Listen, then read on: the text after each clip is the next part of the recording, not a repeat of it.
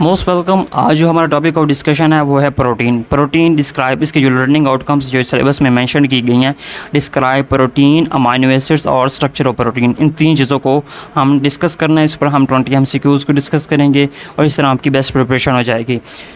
MCQ number 1 है protein are defined as. Protein को हम किस तरह डिफाइन कर सकते हैं। पहला MCQ उसकी डेफिनेशन पे हो गया, उसका कंसेप्ट पे हो गया। तो प्रोटीन बेसिकली क्या होते हैं कि polymers of amino acids joined bye peptide bond. Amino acids आपस में पेप्टाइड बॉन्ड से जुड़े होते हैं जिसकी वजह से प्रोटीन की सिंथेसिस हो पाती है। तो इसका जो करेक्ट ऑप्शन होगा वो होगा ऑप्शन बीटा। बाकी पॉलीमर्स ऑफ ग्लूकोज नो, ये जो है कार्बोहाइड्रेट्स होते हैं। Polymers of fatty acid lipids में आता है। पॉलीमर्स ऑफ न्यूक्लियोटाइड्स ये RNA DNA में आता है। तो इसका जो करेक्ट ऑप्शन होगा वो होगा ऑप्शन बीटा। MCQ नंबर 2 है an amino acid has all except. Amino acid में तमाम चीज़ें होती हैं, एक चीज़ नहीं होती। अमाइनो एसिड अमाइनो ग्रुप होता है, यहाँ होता है। कार्बोक्सिलिक ग्रुप होता है, यस होता है। आर चेंज होती है, वो होती है, यस होती है। फॉस्फेट ग्रुप होता है, नो फॉस्फेट ग्रुप नहीं होता अमाइनो एसिड में। तो इसका जो करेक्ट ऑप्शन होगा, हमने एक्सेप्ट को चूज़ करना था, तो इसका जो करेक्ट ऑप्शन होगा वो होगा option delta, phosphate group. MCQ number 3 है the general formula of amino acid is. Amino acid का जो जनरल फार्मूला है वो कौन सा होगा। ये आप जानते हैं, इसको अच्छे तरीके से आपको आना चाहिए, ये बहुत इंपॉर्टेंट है। ऑप्शन अल्फ़ा है H2NCH, एक तरफ H है दूसरी तरफ R है, COOH, यस ये ठीक है। HOOCCH वही है, उसको सिर्फ उल्टा करके लिखा हुआ है both A and B, yes ये इसका करेक्ट ऑप्शन होगा। दोनों इसके ऑप्शन जो है वो इंक्लूड होंगे, ये इसका जो फार्मूला नहीं है पड़ा। MCQ नंबर 4 है which amino acid is not essential. कौन सा अमाइनो एसिड है वो एसेंशियल नहीं है, मीन्स के उसको हमारी बॉडी सिंथेसाइज कर लेती है, इसलिए वो हमारे लिए एसेंशियल नहीं है। बाकी जो है वो एसेंशियल हो गए, हमें बॉडी को प्रोवाइड करने पड़ेंगे। तो इसका जो करेक्ट ऑप्शन होगा वो होगा एलानिन। एलानिन ऐसा एक अमाइनो एसिड है जो हमारी बॉडी खुद सिंथेसाइज कर लेती है, इस वजह से ये जो अमाइनो एसिड है वो एसेंशियल कैटेगरी में नहीं आता। बाकी ल्यूसीन, लाइसिन और ट्रोप्टोफान जो है वो एसेंशियल अमाइनो एसिड्स में आते हैं। MCQ नंबर 5 है zwitterion form of amino acids exist at. अब जो ज़वीट्राइन होता है, ज़वीट्राइन वो अमाइनो एसिड की जो फॉर्म है वो किस में एग्जिस्ट करती है, एसिडिक pH पे, बेसिक pH पे, आइसो इलेक्ट्रिक pH पे या न्यूट्रल pH ओनली। तो इसका जो करेक्ट ऑप्शन होगा वो होगा iso electric pH। Iso electric pH पे ज़वीट्राइन जो है वो फॉर्म, उसकी फॉर्म जो है वो एग्जिस्ट कर रही होती है। अब ये जो MCQs है वो आपको बुक में नहीं मिलेगा, लेकिन यहाँ डिस्कस किया गया है। तो ये वेरी इंपॉर्टेंट चीज़ें आपसे डिस्कस की जा रही हैं। अक्सर जो है वो एक बुक में नहीं होते, बल्कि फेडरल की बुक से कुछ चीज़ें उठाई जाती हैं। तो ये चीज़ें बड़ी इंपॉर्टेंट हैं आपके लिए, अगर आप यहाँ से प्रिपरेशन करते हैं। अगर आप कहीं और से भी प्रिपरेशन कर रहे हैं, लेकिन ये यहाँ से आप एक बार रिवीजन ज़रूर करें। सिर्फ 5 मिनट होता है, एक टॉपिक कवर हो जाता है। 5 मिनट नहीं तो 7-8 मिनट होते हैं, एक टॉपिक कवर हो जाता है। इस तरह आपकी प्रिपरेशन बेस्ट हो जाएगी।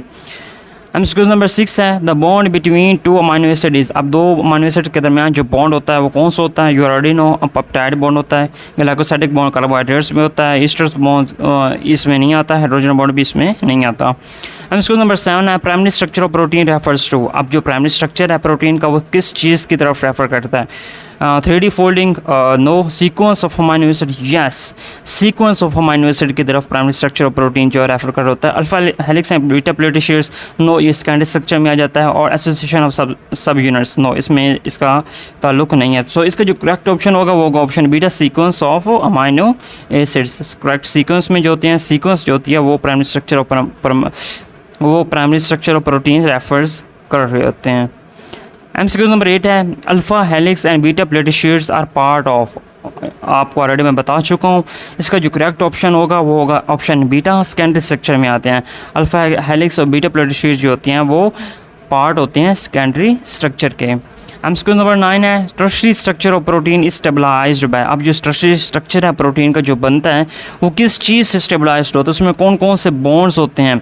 ऑप्शन अल्फा है पेप्टाइड बॉन्ड्स ओनली, नो सिर्फ पेप्टाइड बॉन्ड्स नहीं उसको स्टेबलाइज कर सकते। ऑप्शन बीटा है हाइड्रोजन बॉन्ड्स, आयनिक bonds, disulphide, hydrophobic interactions. Yes ये सारे उसमें बॉन्ड्स होते हैं, ये सारी इंटरेक्शंस होती हैं उसमें, जिसकी वजह से वो स्टेबलाइज्ड हो पाता है।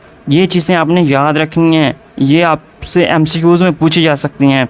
सो इसका जो करेक्ट ऑप्शन होगा वो होगा ऑप्शन बीटा। उसमें हाइड्रोजन बॉन्ड भी होता है, आयनिक बॉन्ड भी होता है, डाई सल्फाइड हाइड्रोफोबिक इंटरेक्शंस भी होती हैं उसमें, तब जाकर टर्शियरी स्ट्रक्चर जो है वो स्टेबलाइज्ड हो पाता है। सो इसका जो करेक्ट ऑप्शन होगा वो होगा ऑप्शन बीटा। एमसीक्यूज नंबर 10 है quaternary structure is present in. Quaternary structure जो है वो किस चीज़ में प्रेजेंट होता है, इसमें इसकी एग्जांपल जो है बुक में डिस्कस की गई है। क्वाटर्नी स्ट्रक्चर जो है वो हेमोग्लोबिन में एग्जिस्ट करता है। सो इसका जो करेक्ट ऑप्शन होगा वो ऑप्शन बीटा होगा।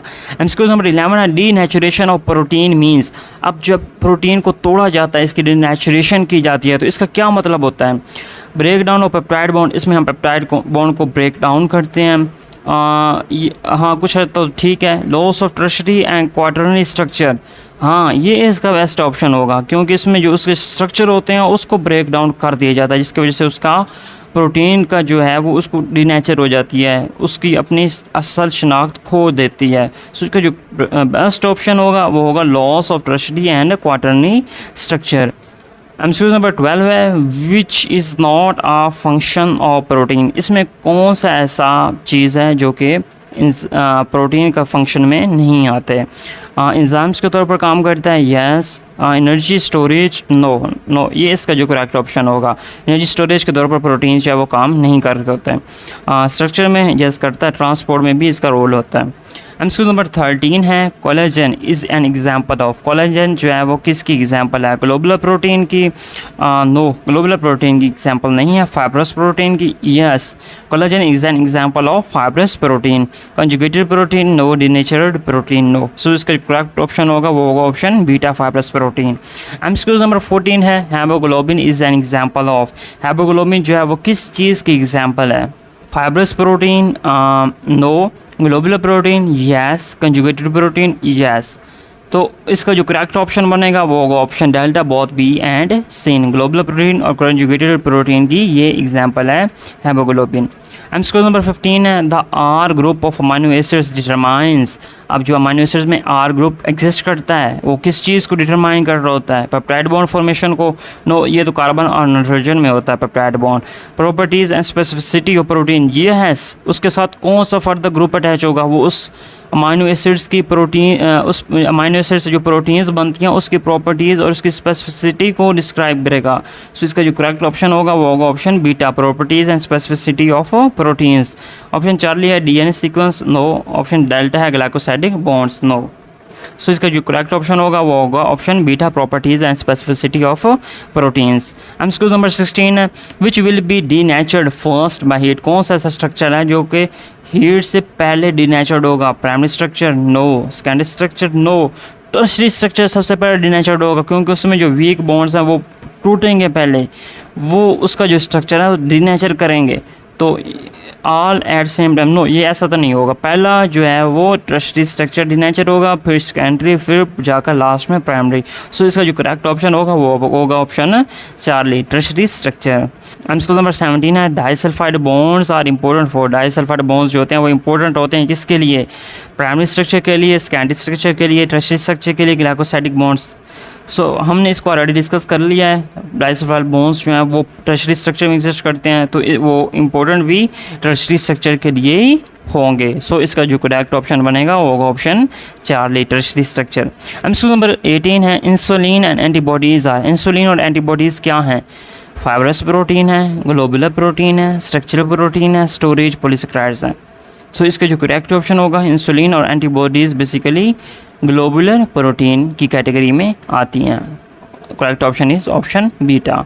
एमसीक्यू नंबर 19 है if DNA sequence changes which protein structure is directly affected. अगर डीएनए की सीक्वेंस जो है वो चेंज हो जाती है, कौन सा स्ट्रक्चर जो है वो डायरेक्टली इफेक्ट होगा, क्वाटर्नरी स्ट्रक्चर डायरेक्टली इफेक्ट होगा, टर्शियरी स्ट्रक्चर डायरेक्टली इफेक्ट होगा, या सेकेंडरी या प्राइमरी। इसका करेक्ट ऑप्शन बनेगा स्टूडेंट्स प्राइमरी स्ट्रक्चर। सबसे पहले बनता है प्राइमरी स्ट्रक्चर है, तो सबसे पहले इफेक्ट उसकी सीक्वेंस ही नहीं इससे नहीं बनेगी। तो इसका जो करेक्ट ऑप्शन होगा वो होगा ऑप्शन डेल्टा, प्राइमरी स्ट्रक्चर सबसे पहले इफेक्ट होगा। एमसीक्यूज नंबर 20 है which statement is false about protein. कौन से ऐसे स्टेटमेंट है जो कि प्रोटीन के रिलेटेड फॉल्स है। प्रोटीन 20 स्टैंडर्ड अमाइनो एसिड्स होते हैं बॉडी में, यस ठीक है। All protein contain sulphur, no. All protein जो है वो सल्फ़र को कंटेन नहीं करते। Proteins are amphoteric, proteins amphoteric होते हैं। Yes, peptide bond has partial double bond character, peptide bond के अंदर पार्शियल डबल बॉन्ड करेक्टर होता है। यस, सो इसका जो करेक्ट ऑप्शन होगा वो होगा beta. All protein contain sulphur, तमाम प्रोटीन जो है वो सल्फ़र को कंटेन नहीं करते। हमने फॉल्स ऑप्शन को चूज़ करना था, सो इसका जो करेक्ट ऑप्शन है वो बीटा है। Today we have discussed 20 most important MCQs on topic protein, amino acid and its structure. So in the next coming video we will discuss MCQs on lipids, उसकी describe lipids क्या होते हैं, phospholipids क्या होते हैं, triglyceride, alcohol और esters पर हम 20 मोस्ट इंपॉर्टेंट MCQs को डिस्कस करेंगे। That will be very helpful for your preparation. So be ready and अपनी एफर्ट्स को जारी रखें और इंशाल्लाह आप कामयाब हो गए। तो मिलते हैं नेक्स्ट वीडियो में, तब तक दीजिए इजाज़त। अल्लाह हाफिज़।